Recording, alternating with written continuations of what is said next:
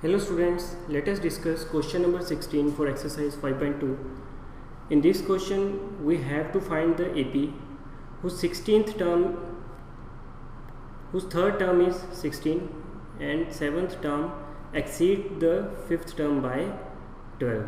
अब यहाँ पे हमें थर्ड टर्म गिवन है विच इज़ इक्वल टू 16 और जो इसकी 7th टर्म है वो 5th टर्म से कितना ज़्यादा है, दैट इज़ इक्वल टू 12 और हमें क्या करना है, इसकी AP बनानी है. So this is quite an easy question. इसको थोड़ा सा अगर डिटेल में समझें, व्हाट इज़ गिवन पहले वो लिख लेते हैं.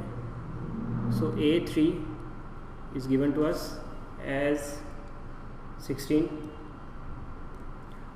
और इट इज़ क्वाइट ऑब्वियस कि A और D दोनों ही हमारे लिए क्वेश्चन मार्क्स है, क्योंकि जिस टाइम अगर हमें दोनों ही अवेलेबल हो जाएं तो हमारे लिए AP बनाना बहुत आसान हो जाएगा. सो A3 is equal to 16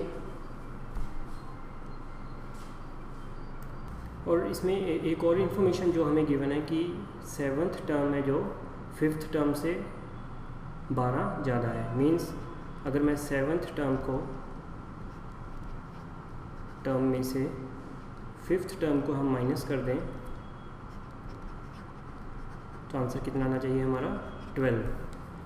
so we know that कि 7th टर्म ऑफ AP क्या होती है, A प्लस 6D और 5th टर्म ऑफ AP क्या होती है, A plus 4D should be equal to 12. तो इसको हम सॉल्व करेंगे. इट विल बी, तो यहाँ से हमारी D की वैल्यू हमारे पास आ जाएगी A plus 6D minus minus होगा यहाँ पे minus 4D is equal to 12. So A और A कैंसिल आउट हो जाएंगे. सो D की वैल्यू हमारे पास 12 को 2 से डिवाइड करेंगे तो 6 आ जाएगी. तो अब D की वैल्यू हमारे पास 6 आ गई है. सो अब हम यहाँ पे एक इक्वेशन बना सकते हैं. थर्ड टर्म हमारे पास क्या है, third term is equal to 16. We know that कि third term of an AP इज A plus 2D is equal to 16 है. सो D की जगह पे मैं 6 की वैल्यू पुट करूँगा. So it should become 12. So A की वैल्यू हमारे पास आ जाएगी 4. सो इन दोनों के बेसिस पे हम कोई भी अपनी AP बना सकते हैं. वी नो कि A हमारे पास 4 है. सो सेकेंड टर्म क्या होगी, A प्लस 4 प्लस 6 10, फिर हम 6 ऐड करेंगे 16 22 and so on. So let us discuss this answer in detail. So now we know that कि third term is given to us as 16. तो इसको फॉर्मूला में put करते हैं और the equation will become A plus 2D is equal to 16. ये हमारी first equation बन गई है. तो सेकेंड इक्वेशन में ये हमें बताया गया है, it is given in the question that 7th term is exceeds by 5th term by 12.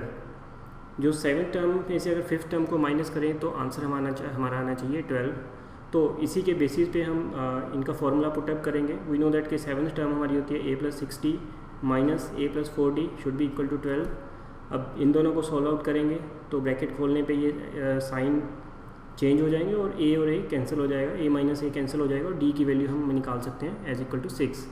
अब 6 की वैल्यू को हम इक्वेशन नंबर 1 में पुट करेंगे. सो A plus 2 into 6 should be equal to 16. So by this way we can get our value of A as 4.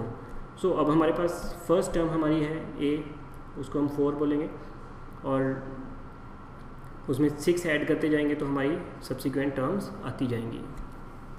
So our AP is 4 10 16 and 22 and it will go on. Thank you.